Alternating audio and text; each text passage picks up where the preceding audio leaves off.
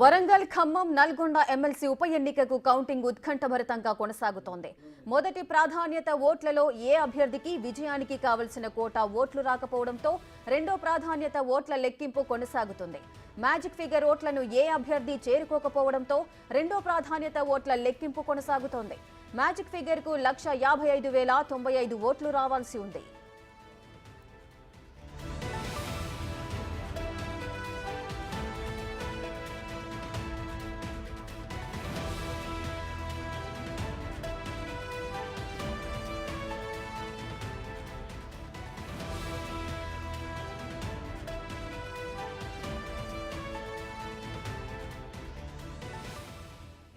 రెండో ప్రాధాన్యత లెక్కింపులో భాగంగా ఎలిమినేట్ ప్రక్రియ జరుగుతోంది. విజేత ఇంకా ఫైనల్ కాలేదు. రెండో ప్రాధాన్యత ఓట్ల లెక్కింపు బరిలో నిలిచిన 52 అభ్యర్థులలో తక్కువ ఓట్లు సాధించిన అభ్యర్థులలో ఇప్పటి వరకు 33 మంది ఎలిమినేషన్ అయ్యారు. కాంగ్రెస్ బీఆర్ఎస్ అభ్యర్థులకు పోటాపోటీ ఓట్ షేరింగ్ జరుగుతోంది. కాంగ్రెస్ అభ్యర్థి తీన్మార్ మల్లన్నకు 1,23,210 ఓట్లు, బీఆర్ఎస్ అభ్యర్థి రాకేష్ రెడ్డికి 1,04,514 ఓట్లొచ్చాయి. బీజేపీ అభ్యర్థి ప్రేమేందర్ రెడ్డికి 43,486 ఓట్లు సాధించారు. దీంతో ఫలితాలపై ఆసక్తి నెలకొంది. ప్రస్తుతానికి మల్లన్న ఆధిక్యంలో కొనసాగుతున్నారు. సాయంత్రంలోగా విజేత ఫలితం తేలనుంది.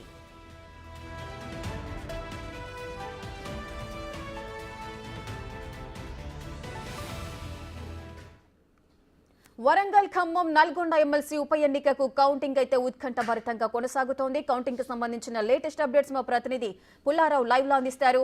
పుల్లారావు, అసలు ఎందుకు ఇంత ఆలస్యం జరుగుతోంది రిజల్ట్ కి? మొదటి ప్రాధాన్యత ఓట్లలో ఏ అభ్యర్థి కూడా విజయానికి కావాల్సిన ఓట్లయితే రానట్లుగా తెలుస్తోంది. వివరాలేంటి? రేఖ, పట్టభద్రుల ఎమ్మెల్సీకి సంబంధించి జరిగినటువంటి ఉప ఎన్నికకు కౌంటింగ్ ప్రక్రియ అనేది రెండో ప్రాధాన్యత ఓట్ల లెక్కింపు అనేది కొనసాగుతూ జరిగింది. మొదటి ప్రాధాన్యత ఓట్లకు సంబంధించేసి మ్యాజిక్ ఫిగర్ అనేది ఎవరికి రాకపోయేసరికి రెండో ప్రాధాన్యత ఓట్ల లెక్కింపు అనేది కొనసాగించాల్సిన అవసరం అయితే ఏర్పడిందని చెప్పవచ్చు.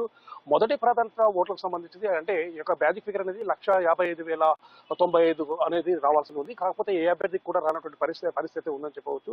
సో కాంగ్రెస్ పార్టీ అభ్యర్థిగా బరిలో ఉంచినటువంటి తీన్మార్ మల్లన్నకు 1,22,000 ఓట్ల ఆధిక్యత అనేది రావడం జరిగింది. ఆ తర్వాత సమీప ప్రత్యర్థిగా ఉన్నటువంటి బీఆర్ఎస్ పార్టీ అభ్యర్థి రాకేష్ రెడ్డికి 1,05,000 ఓట్లు సమకూరడం జరిగింది. అయితే మ్యాజిక్ ఫిగర్ చేరుకోవడానికి మల్లన్నకు 32,000 ఓట్లు అవసరం కాగా రాకేష్ రెడ్డికి 51,000 ఓట్లు అవసరమైన నేపథ్యం అవుతుంది. సో మ్యాజిక్ ఫిగర్ చేరుకోలేదు కాబట్టి దీనికి సంబంధించి రెండో ప్రాధాన్యత ఓట్ల లెక్కింపు అనేది కొనసాగింపుగా జరుగుతూ జరిగింది. ప్రజెంట్గా చూస్తే మాత్రం దాదాపు ఈ ఉన్నటువంటి అంటే 52 మంది అభ్యర్థులు బరిలో ఉంచారు కాబట్టి 52 మంది అభ్యర్థుల్లో తక్కువ ఓట్లు ఎవరికైతే వచ్చాయో వారిని ఎలిమినేట్ చేసుకుంటూ వస్తుంటున్నారు. సో ఈ యొక్క ఎలిమినేషన్ ప్రక్రియ అనేది ఇప్పుడు ప్రజెంట్గా కొనసాగుతుంది. ఇప్పటి వరకు కూడా దాదాపు 33 మంది అభ్యర్థులను ఎలిమినేషన్ చేయడం జరిగింది. ఎలిమినేషన్ చేసిన తర్వాత కూడా ఇటు రాకేష్ రెడ్డికి అదేవిధంగా తీన్మార్ మల్లన్నకు మధ్య కూడా ఓట్లు అనేవి సమపాలలో కూడా పడుతున్నట్టు కూడా మనకు అర్థమవుతుంది. ప్రజెంట్ గా చూసినట్లయితే మాత్రము తీన్మార్ మల్లన్న అంటే 33 మంది అభ్యర్థులు ఎలిమినేషన్ చేసిన తర్వాత తీన్మార్ మల్లన్నకు 1,23,210 ఓట్లు పోలుగాక రాకేష్ రెడ్డికి 1,04,514 ఓట్లు అనేవి పోల్గొనడం జరిగింది. అదేవిధంగా బీజేపీ అభ్యర్థిగా ఉన్నటువంటి ప్రేమేందర్ రెడ్డికి 43,486 ఓట్లు పోలయ్యాయి. అదేవిధంగా స్వతంత్ర అభ్యర్థిగా బలపరిచినటువంటి అశోక్ కు దగ్గర 29,776 ఓట్లు అనేవి పోల్గొనడం జరిగింది. ఇప్పటికీ కూడా తీన్మార్ మల్లన్న 18,696 ఓట్ల ఆధిక్యతతో కొనసాగిస్తున్నది. ఇంకా ఎలిమినేషన్ ప్రక్రియ అనేది కంటిన్యూ అవుతుంది. ఈ ఎలిమినేషన్ ప్రక్రియ కంప్లీట్ కావడానికి ఈ రోజు సాయంత్రం 4 లేదా 5 పట్టే అవకాశం ఉందని చెప్పేసి కూడా ఆర్ఓ చెప్పిన పరిస్థితి. తుది ఫలితం అనేది సాయంత్రం వరకు వెలువడే అవకాశం ఉంది. సో రెండో ప్రాధాన్యత ఓట్లతోటే ఈ యొక్క మ్యాజిక్ ఫిగర్ చేరుకుంటుందని చెప్పేసి కూడా అందరూ భావిస్తున్నారు. ఒకవేళ మ్యాజిక్ ఫిగర్ చేరుకోకపోతే మాత్రం తప్పనిసరిగా మూడో ప్రాధాన్యత ఓటును కూడా లెక్కించాల్సిన అవసరం అయితే ఉంటుందని చెప్పవచ్చు. సో ఈ రెండో ప్రాధాన్యత ఓటుకు సంబంధించేసి చివరిగా ఉన్నటువంటి అంటే మొదటగా ఇప్పుడు ఎవరైతే లీడింగ్ లో ఉన్నారో తీన్మార్ మల్లన్న, అదేవిధంగా రాకేష్ రెడ్డి, ప్రేమేందర్ రెడ్డి, అదేవిధంగా అశోక్, ఈ నలుగురికి సంబంధించి లాస్ట్ చివరికి వచ్చే వరకు అశోక్ రెడ్డికి సంబంధించినటువంటి ఎలిమినేషన్ ప్రక్రియ ప్రారంభమైన తర్వాత ఎవరికి మెజార్టీ వచ్చేది దాదాపు తేట తెలివే అవకాశం ఉంది. అప్పటికీ కూడా ఫిగర్ అనేది చేరకపోతే మాత్రం తప్పనిసరిగా 3 స్థానాల్లో ఉన్నటువంటి బీజేపీ అభ్యర్థిగా ఉన్నటువంటి ప్రేమేందర్ రెడ్డికి సంబంధించి పడ్డ ఓట్లలో రెండో ప్రాధాన్యత ఓట్లు ఎవరికి పడ్డాయనే విషయాన్ని కూడా లెక్కిస్తారు. సో ఆ సందర్భంలో ఫస్ట్ సెకండ్ ఉన్నటువంటి అభ్యర్థులు ఉన్నారు. అప్పటికీ కూడా రెండో ప్రాధాన్యత కూడా మ్యాజిక్ ఫిగర్ అనేది రాకపోతే మాత్రం తప్పనిసరిగా మూడో ప్రాధాన్యత అయితే అవసరమయ్యే అవకాశం ఉంది. ప్రజెంట్గా చూస్తే మాత్రం ఉన్నటువంటి ట్రెండ్ బట్టి చూస్తే మాత్రము సమపాలనలో పడుతున్నాయి కాబట్టి రెండో ప్రాధాన్యత ఓట్లతోటే ఫలితం వచ్చే అవకాశం మాత్రం స్పష్టంగా కనబడుతూ ఉండడం జరిగింది. రెండో ప్రాధాన్యత ఓట్లతో తప్పనిసరిగా కాంగ్రెస్ పార్టీ అభ్యర్థిగా బరిలో నిలిచినటువంటి తీర్మానం వలన విజయం సాధించే అవకాశాలు మెండుగా ఉన్నాయని చెప్పవచ్చు రేఖ.